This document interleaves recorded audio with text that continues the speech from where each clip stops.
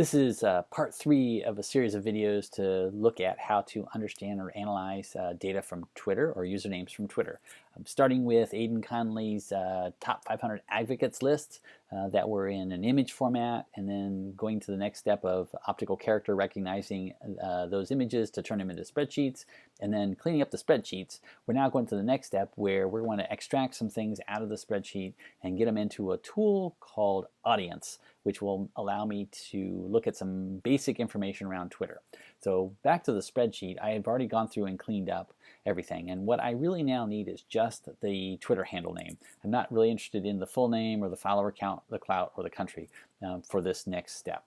I had originally said I had created a formula in a far right column just to extract the names without the @ sign to help as part of the cleanup, because some @ signs were being recognized as O's in the optical character recognition process. Doesn't matter, we just really want the full name without the @ sign. And over here on the right is my column of names. For those who want to know what the formula was, it's really just a write function, strip everything off except the first character, or no, strip off the first character and give me everything to the right.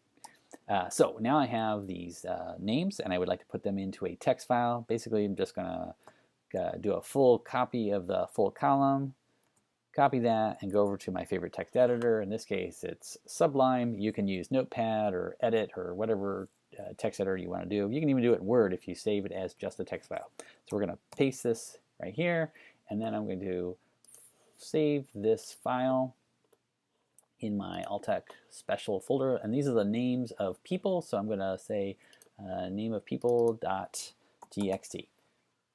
and say save. And so now I have this file, and what I now want to do is I'm going to go over to the tool called Audience, and I will upload this this text file of Twitter names, and it will start to do some magic for us. It makes things a whole lot easier. That'll be in the next video.